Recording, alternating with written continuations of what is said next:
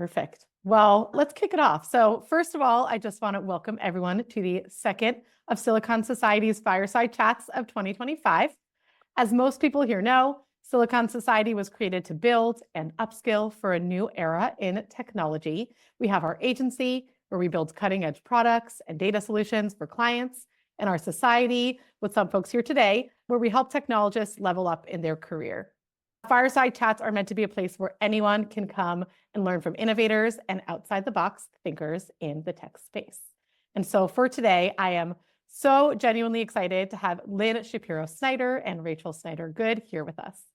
Lynn and Rachel are top attorneys at Epstein Becker and Green, focused on innovation, compliance, reimbursement, and mergers, and I'm sure I'm missing a few others. Their clients include U.S. healthcare and life science companies, private equity, VC firms, and more. Today, we're going to focus on the incredible amount of AI opportunity in this space and the need to balance innovation with compliance and patient safety. So Lynn and Rachel, thank you so much for being here today. Thank you for having me. Thank you for having me. Yeah, of course. So before we jump in to intros, just an overview of the structure of today's event. So for the first 20 to 30 minutes, we're going to go over some pre-written questions, some that our community have submitted in advance as well. And then for the second half, we're going to moderate by a Slido, which I will drop into the chat right now so I don't forget. And we'll get to those at the end. So please feel free to drop in questions, upvote them as we go, and we'll ask them to Lynn and Rachel at that point. But to get us started, I'd love just to start with some intros. So if you could each tell us a bit about yourself, how you got into these fields, and what you enjoy about practicing law in this space. Rachel, why don't you go first? Sure. Rachel Snyder-Good. I joined EBG in March of 2023 after a little over a decade on Capitol Hill. I'm originally from Maryland, right outside of DC. So out of college, I worked for Senator Barbara Mikulski from Maryland, who was one of the top 3 Democrats on the Senate Health, Education, Labor, Pensions Committee. And I was her most junior staffer doing healthcare when we wrote the Affordable Care Act. I then went to law school at University of Baltimore, and then came back to Capitol Hill to work for a congressman from Maryland named Steny Hoyer. He was also the number 2 deputy to Nancy Pelosi in the House. He ran the House floor, and I was with him for 9 years. It was supposed to be 2, it ended up being 9, and in that role, I did healthcare, education, and a number of other issues. But my last 3 years in that role, I was his senior health advisor in the Majority Leader's office, negotiating bills such as the Inflation Reduction Act that had the prescription drug provisions that allowed Medicare to negotiate drug prices, the No Surprises Act, which took patients out of the surprise billing debate. And then I was his health advisor for all of COVID. And then when he and Nancy Pelosi decided to step down from leadership at the end of 2022, I left Capitol Hill and decided to go into private practice. One of the reasons I wanted to go into private practice was to focus more on innovation in healthcare that helps women have a better outcome and experience. So femtech, women's health innovation, whatever you want to call it. We just started a Women's Health and Wellness Innovation Initiative at EBG that I'm co-leading, which I'm very excited about. AI plays a huge role in that type of innovation. And part of how I got into AI at EBG is that about a month after I joined EBG, then Majority Leader Schumer announced that he was going to do a very large comprehensive AI bill. And so I was sent to the Harvard School of Public Health to do a certificate learning what AI is, how it's being used in healthcare. And I have been monitoring both at the federal level and the state level very closely, like different regulations, what's being proposed, what's being implemented, and tracking that for our clients closely and helping Lynn put together governance programs for our clients. So very excited to be here, Rachel, with you, and I'm excited for the conversation today. Awesome. Thanks so much, Rachel. Go ahead, Lynn. I'm Lynn Shapiro-Snyder, one of the senior members at Epstein Becker and Green. Our law firm is a very special boutique law firm. We only do we're full service for the healthcare and life science industry, both regulatory, corporate, et cetera. And then we do everything related to worksite employment law. We're 51 years old, and I've been at the firm 45 years doing health regulatory work of all shapes and sizes. My family had a pharmacy growing up, and then we went into home care. So I did Medicare claims in high school and an HMO feasibility in college. So I've kind of grown up with innovation being 2 steps ahead of regulation.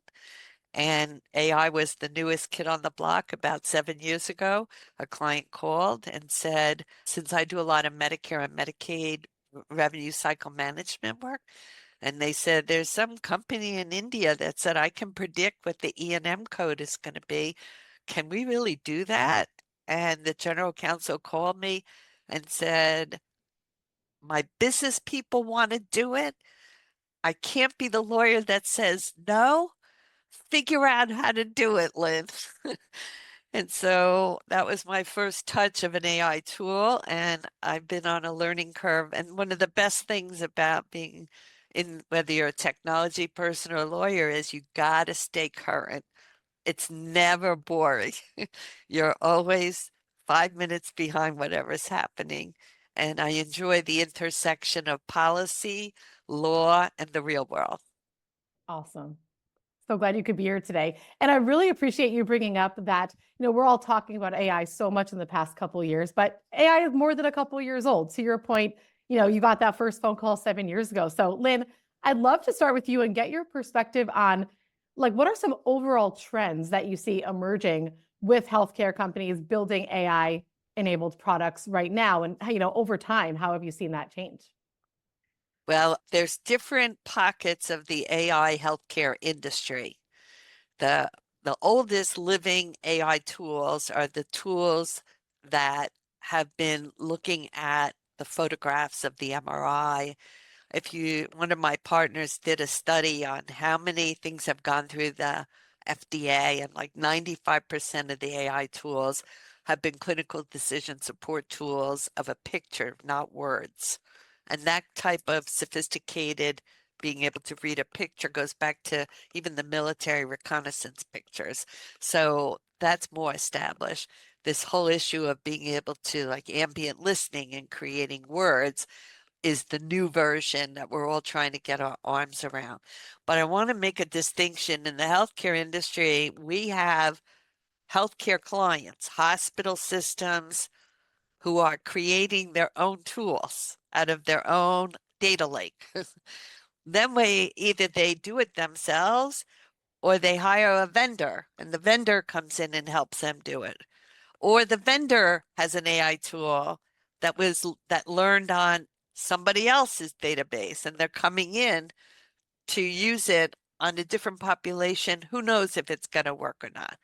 And it could be a clinical application, or for example, revenue cycle management, administrative application. But then we have new clients that are AI vendors who have tools to help the vendors and the hospital systems and the payers do it compliantly. One of them, I'm a senior advisor to a company called Alignment AI. And it's I call it the Quicken of where do you put all your governance and compliance for AI tools? What's the platform for that? And I'm excited about the product because I can only give the advice on how to set up one of these programs, but the client has to put it in some kind of platform so they can push a button later and be able to generate a report that says they are monitoring it, or they are checking it, or this is the bibliography of the tool, the history of the tool. So it's a very fascinating area right now. Awesome. Yeah, I'll weigh in on the trends too, if you don't mind. Of We course, were please. we have people at EBG that have prior careers in healthcare before becoming lawyers, which is something that I think helps us really understand the industry. And we were talking to one of our colleagues who is a former CFO of a hospital, and we were asking him about AI. And he said there's stress on all sides. There's stress that they're not going to use AI and they're going to miss out on the opportunity to make things better for their patients, for their customers, that they're going to miss out on innovation, that they're going to be behind the curve. And then they're stressed about implementing it. Is it trustworthy? Are they using it right? Are they monitoring right? And so everybody just wants to be in it and they don't really know how to go about doing it. And, Lynn talked about clinical decision support, but it could be just, a chat bot asking you to schedule your doctor's appointment. Like that's creating like a record with health information. There are so many laws that govern healthcare on a day-to-day basis that our clients are dealing with. And so this is just adding another layer. And Lynn and I speak a lot about this issue. And one of the slides that we usually show is just kind of a Venn diagram of all of the different existing laws, both at the state level and the federal level, and like regulations that are already in place that already apply to AI. And so just kind of giving people comfort, like they're already doing this, they already know how to be in compliance with these regulations, and that this is just another piece of that compliance process that they're already going through. So I think we're going to see people using it a lot more. There's a lot of excitement around it, particularly with the workforce shortage. I think they're trying to take the burden off of particularly physicians and other providers. I know the president of the AMA was asked if AI was going to replace doctors.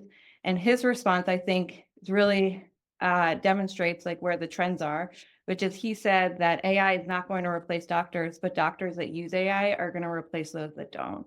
And I think that's kind of where we're at. And so we're very interested. We're obviously following it closely, but I think that's kind of how we see the trends at this point. Absolutely. And I think that probably goes across a lot of different fields, right? People who know how to use AI well in their fields are going to kind of come out on top.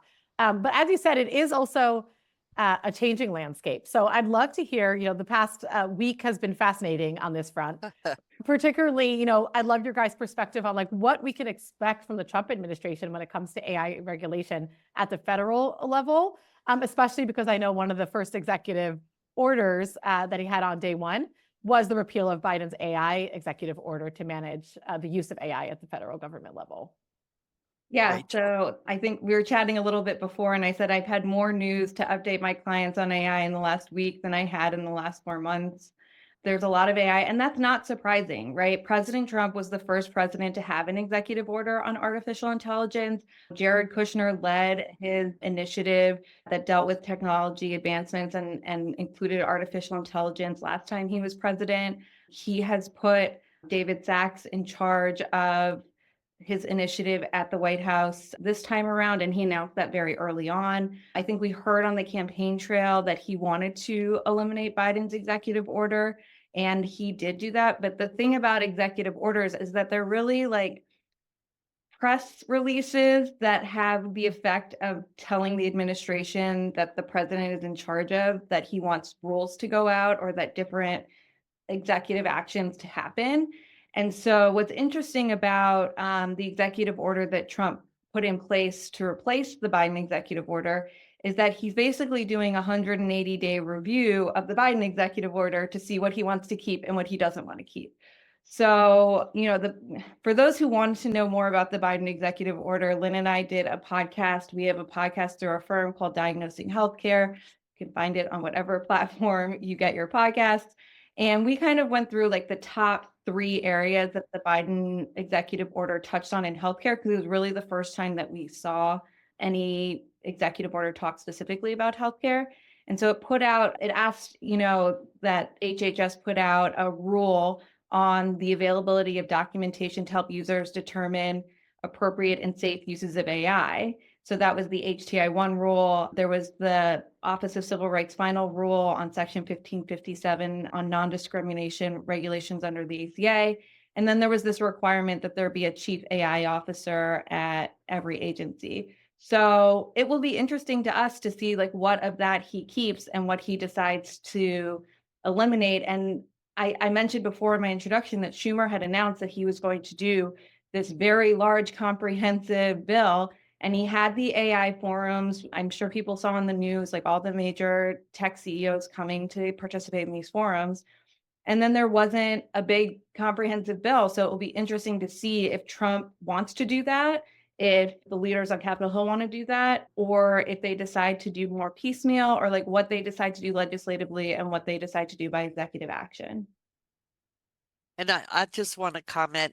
I'm sure everyone's aware that Elon Musk is playing an interesting role in what we used to call the kitchen cabinet, which is not the official cabinet of the different secretaries, but the circle of people that can influence the President of the United States. And I was reading one of Elon Musk's favorite books is The Wealth of Nations by Adam Smith, which I studied when I was an economics major.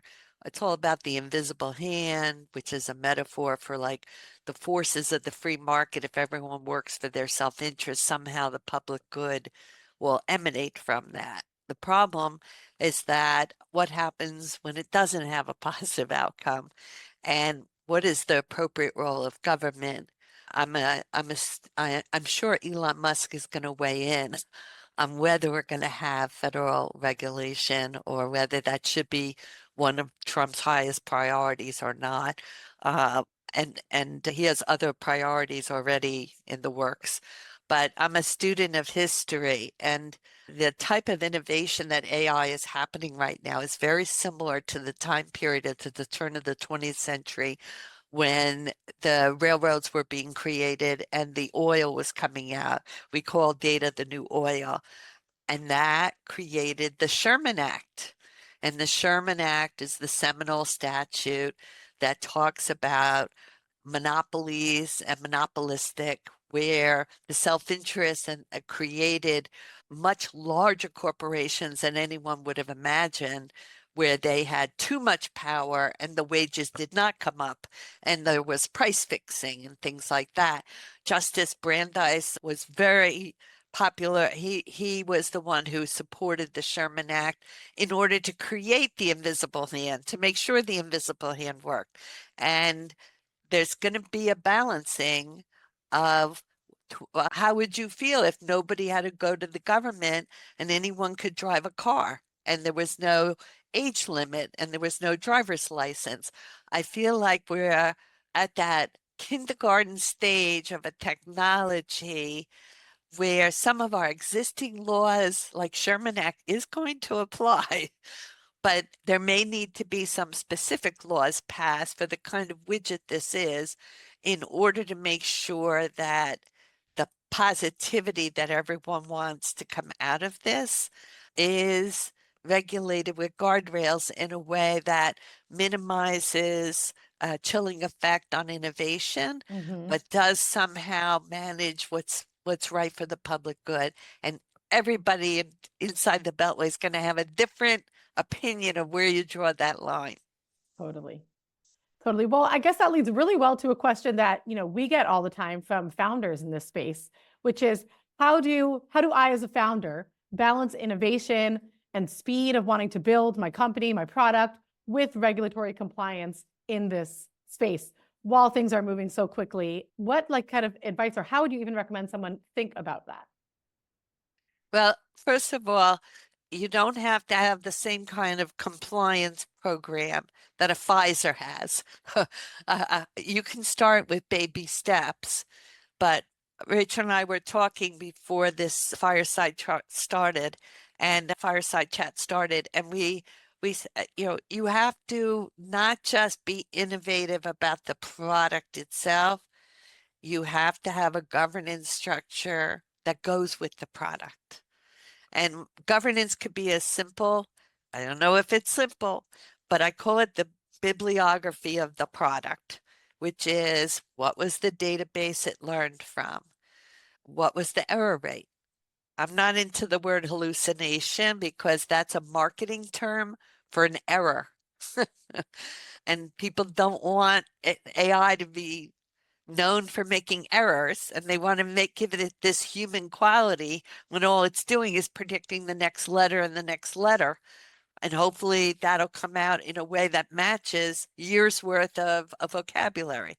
So we just think that it's very important to have even an itty bitty governance structure around what you're talking about so that your sales cycle will go better.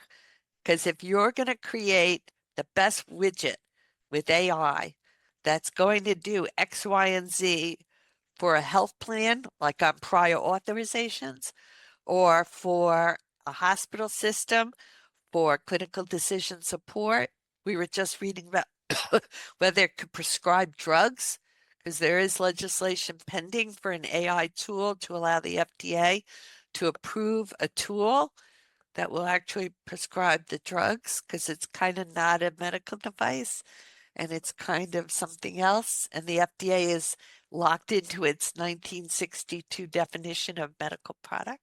So I just think we have to be innovative with whatever is the modicum of compliance to know that you're not helping your customer violate a law. Yeah, and I would just add to that, as Lynn said, the FDA is basically using the same process that they use for other medical devices. So they regulate it as software as a medical device. So one of the things that we at EVG do is we counsel clients how to go through the FDA so that you can get reimbursed after. Because sometimes clients make the mistake of trying to get through the FDA quicker, faster, better. And then they come out on the other side and they've been approved in a way that either Medicare won't cover or the commercial sector won't cover. And so just kind of trying to find advisors and work in a way that's going to help your overall planning. It's the same that you would do whether you're using AI or not, and just making sure that you're thinking critically and holistically about the process. I love that. And it's helpful to have that advice like when you're kicking something off in terms of like the bibliography and the guardrails, but then also having the advisors so that if something comes up, you know who to go to solution there. Okay, so kind of related, how can healthcare companies manage enterprise risk for using other AI tools, right? So like going from building your own product to integrating other AI tools into your workflow. So that was the question basically that the client had asked me with the revenue cycle. And I'm a lawyer. So the first and most important statute is the False Claims Act. You're not allowed to build a Medicare program for a Medicare claim that you know or have reason to know is false. You're allowed to make an error, but they have a very low standard. It's reckless disregard. And so you don't have to know that it's an error, but you can't be sloppy and like an ostrich with your head in the sand and then expect to bill Medicare and say, oh, so the last 85,000 bills I sent you were incorrect and I got paid. And then afterwards it's post-payment audit and they're trying to suck back, they call it claw back all that money, which I spent on my, yacht and my mansion and everything already. So I went to the federal, our government has the federal sentencing guidelines, which basically say if you're a corporation and you're willing to set up an effective compliance program, you get credit for being the good guy and you self-police. And there's 7 elements of that program. So then I took that and I went to the HHS Office of Inspector General, which I think based on the firing last Friday, everybody now knows who an inspector general is, which is the policeman of an agency, although HHS was not on the list. So the firings. So that's customized to the healthcare industry. And in November, a year ago, they issued a generic one. So what we do is the 7 elements. You have to have somebody who owns it. It doesn't, they could be, if you're a small company, you could have 5 titles. And one of them could be Chief Compliance Officer for AI tools, policies, procedures. There needs to be reporting, like a hotline of where you go. If you think the AI tool is making a mistake, we have to catch it sooner, quicker, faster. We can't wait 30 days and then do an audit. So there has to be constant auditing and monitoring. And then there has to be disciplinary actions, or who decides to turn it on and who decides to turn it off, and where's the redundancy in case you have to turn it off. If people get so dependent on it and then all of a sudden you don't have your cell phone and you got to call your parents and you don't know their phone number, like what's the backup for these very important functions? I still have an index card that I carry with the phone numbers in case my battery is dead and I got to call somebody. So that's what the 7 elements are. And I feel very confident for our clients that 5 years from now, after they've sold these products to or using them, if they get a government touch, that I have a good story to defend, because then if they've made a mistake, you're in a much better position than if you didn't have the 7 elements, bells and whistles. All right, so plan ahead, document, have a plan, talk to Right. you guys. Right. That's what I'm gathering. It's just as long as you're doing your homework from the beginning, Right. that's kind of the most important piece. Right. Very cool. So how, when it comes to the FDA's current approach to regulating AI in healthcare, do you guys have a perspective on that? Is there anything specifically from that founders should have in mind? Rachel? I think it's going to be interesting to see what the Trump administration does with the process that they have in place now. I think they're trying to do what the FDA does, whether it's, a medical device or a drug. They are trying to embrace innovation while making sure that it's safe and effective. And so they're trying to figure it out. There are a lot of different advisory committees that they are asking for feedback from people that are on the ground and putting these, tools together and working with them and using them to try and get feedback on the best ways to do this. But I'm personally very interested. I mean, it's very hard to know coming in. Like, I don't think this is what Dr. Marty Makary is going to be asked about at his hearings. I mean, he might be. I would be very impressed if someone does ask him about that. But this will be something that over the next 4 years, it will be very interesting to see kind of how it, materializes and where they take it. But it's hard to know. And I think it's just something that we have to watch closely and see how they embrace the innovation while balancing the safety and efficacy. Right. And we actually have a heat map that we've recommend to clients. If you're not familiar with the heat map, the lower left-hand quadrant is not likely to happen. And if it happens, who cares? And then the upper right-hand corner is very likely to happen. And if it happens, it's really bad. And the other two corners balance each one. Not likely, but if it happens, it's bad. And it may not, it's likely to happen and it's not that bad. And so a committee is the best way to get a consensus on the product. It's about to do XYZ, and see if you can figure out as a group some consensus of whether it's upper right, lower left. And if there's a consensus of upper right, you're going to put more bells and whistles of auditing and monitoring. And if it's lower left, maybe you'll monitor it twice a year, something like that. And it's again, I sit on several outside corporate boards of directors. I chair the compliance committee of one of these, a healthcare provider in the physical therapy space. And we're constantly balancing this concept of risk reward. And that's what we need to do. It's just my risk reward balancing act may be different than your risk reward, just like our investment patterns could be very different.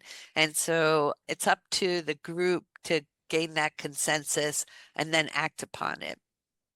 Yeah, and then I will just add to that. There are several coalitions that have come up. There is the Coalition of Health AI that is, tech companies and different academic medical centers that have come together to try and put like best practices in, and they've worked on creating what are called assurance labs, which are essentially places you can go to check your AI tool. And there was an effort through the Coalition of Health AI, or CHAI.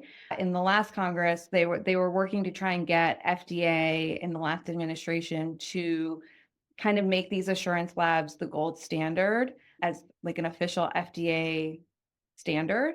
And there was a lot of pushback from Congress that this was inappropriate and that it was too much, private sector led standards. So that's another thing that we're watching closely. I think it would be great to have somewhere where people can go to check if their AI tools are working. Right now, they're like physical location. What I've heard people talk about is that Eventually they would just be like an app on your phone. So if like a doctor wanted to use ambient scribing, they could just like quickly check that their AI tool is working before they start their day. But I think it will be interesting to see if if the Trump administration FDA wants to take that step with private industry, or if they want to take more of a, regulatory approach. Yeah, Awesome. let's talk for a minute. Ambient listening really has come up time and again. Yeah. For those of you not familiar with it, a doctor has to spend a certain amount of time not just talking to the patient, but then documenting. And so the ambient listening not only listens to the patient-doctor conversation, but then creates a medical summary. And then the doctor's supposed to read it and make sure it accurately reflects what he or she would have done. I've had some clients where the doctors said it isn't worth the time and effort because once I have to read it and edit it, I might as well have written it myself. I have others that really like it. It's a human scribe and it creates more time, face time. Otherwise, your doctor's sitting at a computer with their back to you sometimes, and you don't get the same quality of it. So, a long time ago, laws were passed in about a dozen states that say it's criminal to record a conversation between two parties without the other party's consent. And the number one exception is the 911 for the emergencies where they do record it because emergency situation. And so you have to get the patient consent in those states. And it's creating a little havoc around these tools that could really do a good job. And the question is, where should you get the consent? Should it be in the notice of privacy policies, or it's the consent to treat, which is another document? And not a lot of hospital systems are reviewing those forms today to try and make that all about where do you get meaningful consent? And if if the patient is not coherent and has somebody else's power of attorney, the patient may not be in a position to give the consent the moment the doctor walks in. And so the doctor may not be getting consent from the right person. And so that's what we do for a living. We help clients be in compliance with not only federal law, but state law. And we try and create workarounds that so that you're compliant today, but we also help change the law to catch up to the innovation. And state legislatures are in business right now. Some only meet once every 2 years, like Texas. Oh my goodness. It makes us busier in the years when these state legislatures are meeting because Yeah. they build up all this demand for law changes in the law, and we see what and they're over by April. Like they don't work a whole year. Wow.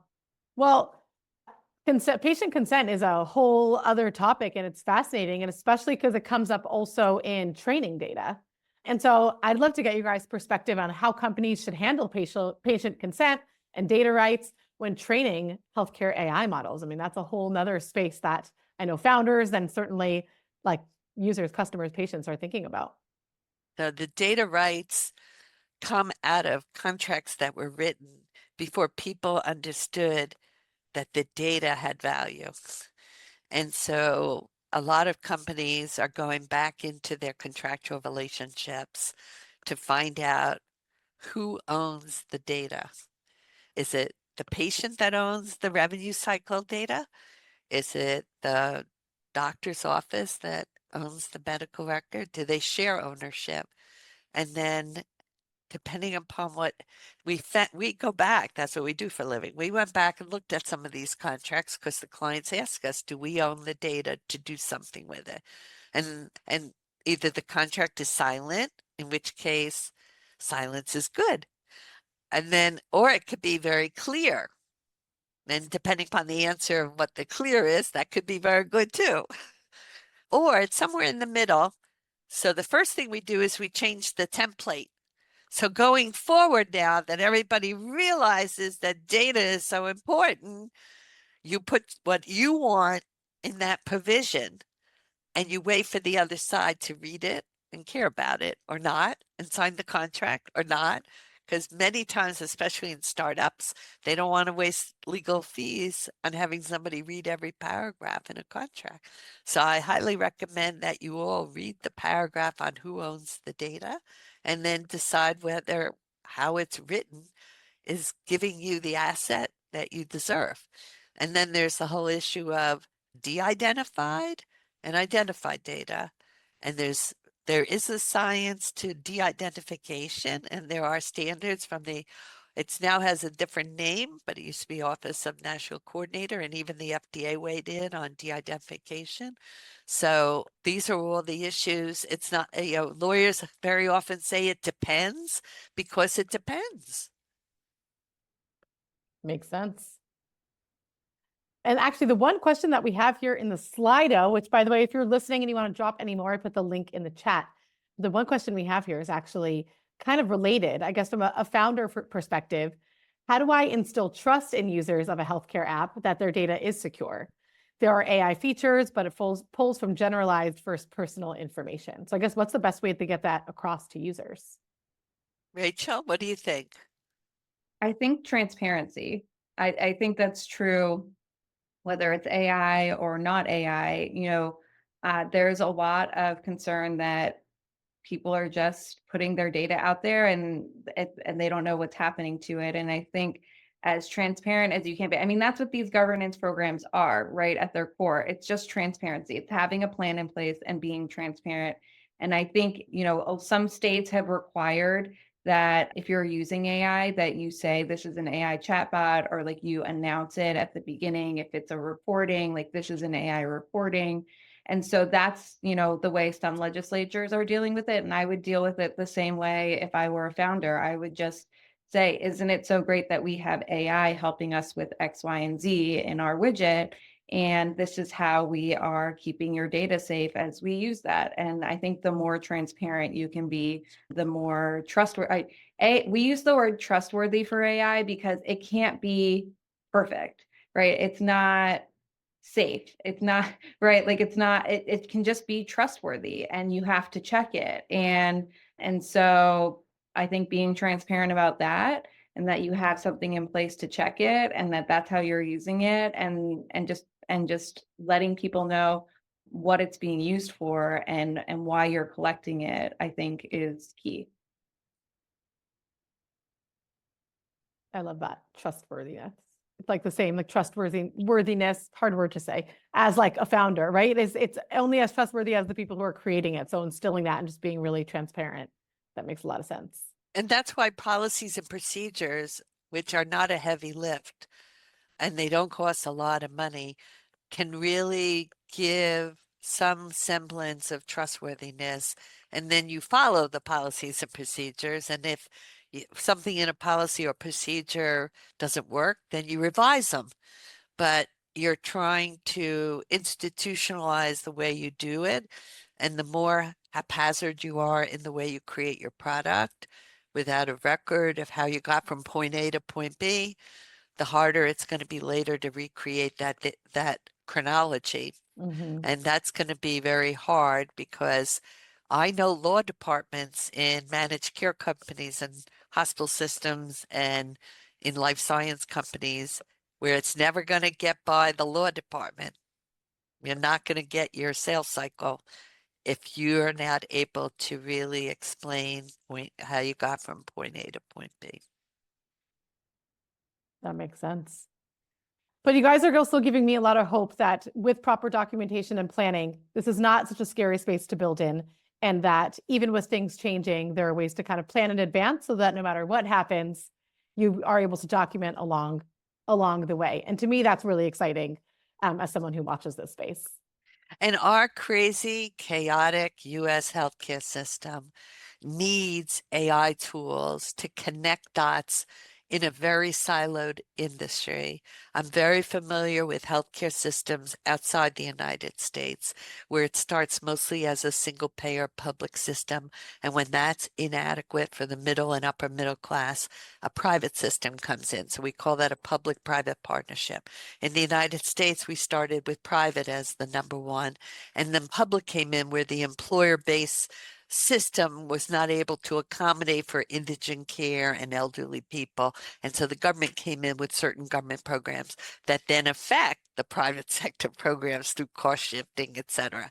I'm just telling you all that because we need these AI tools, whether it's clinical decision support so that our doctors can be more efficient, stay more current. We have demand. Our baby boomers are going through the healthcare system now in a way that's going to you need every piece of resource possible to get them through life. And we don't have enough health professionals, so we want everyone to practice at their highest level. We don't have enough locations, so people are going to need to be at home and need remote tools. And it's very hard to provide services that you can't standardize. People are going to need AI tools to standardize the offering. And it's a terrific convergence of technological advancement at a time when we need it the most. Yeah, and I will just add, Rachel, you mentioned that there's a lot of, like maybe fear around this or like concern. And one of the things that I find very exciting about AI, once I learned about it, I was very, very scared of it. I'm not an early adopter of technology. But the thing that I find very empowering about AI is one of the things that all of this governance and checking for is bias, right? And so we're trying to make sure that there's no bias. We're not taking, but like there is existing bias in society today, right? Like I said at the beginning that I'm, very involved in women's health innovation, and there's so much against women when they go to the doctor, when they get their care. And I think that if we can train the AI to not have that bias, AI could be better than what we have now, and that it could deliver better care, and it can improve outcomes and the experience that women have and other minorities have. So I think if developed correctly, I think that there's a lot of opportunity to make our healthcare system, which is often such a frustrating place to be, easier, less frustrating, more something that the average person can navigate without calling one of us, so that people get the care that they need and they're, not left wondering how to navigate the system. So I think there's just a lot of opportunity. Again, it has to be done correctly. There are just a lot of differing opinions about how that should be done. We're seeing different states try to work together, and then different states peel off and they have a different system. But the states are the laboratory of democracy. Louis Brandeis said that. We're big Brandeis fans. And he said that because a lot of times, and we've seen this with other healthcare legislation, what happens in the states kind of bubbles up and the federal government sees what works and what doesn't work. And then they either pick one state that they like.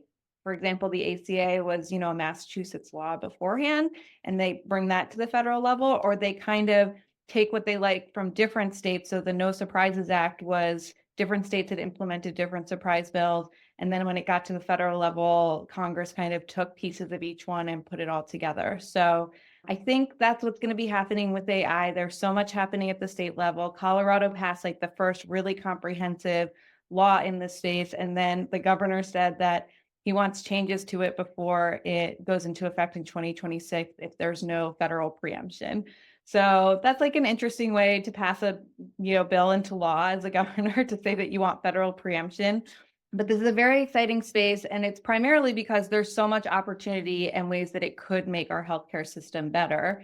And so we're just watching closely and also trying to impact based on what we see our clients going through to try and make the decision makers make the right decision. Totally. And so many folks that we talk to every day and who are building in this space, like, want to be using these tools for good and, like you said, solutioning for the broader community. So I can't imagine a more empowering or better note to wrap up on. But I really want to thank you both for your time, for your expertise. If anyone here or watching this recording wants to follow up on any like the resources, I know you mentioned you have a podcast, anything that folks should know about or follow? Yeah, Rachel will send you all the links, and then you can Perfect. share it with all your membership. Awesome. Podcasts, we have webinars, PowerPoint. Beautiful. the We'll drop things. it all in the notes from here. But Rachel, Lynn, thank you so much for your time and for your expertise. And I hope we can do this again soon. Thank you. for having us. Thank you very much. Of Bye, course. everyone. Have a good rest of your week. Bye-bye. Bye, everyone. Thanks for joining.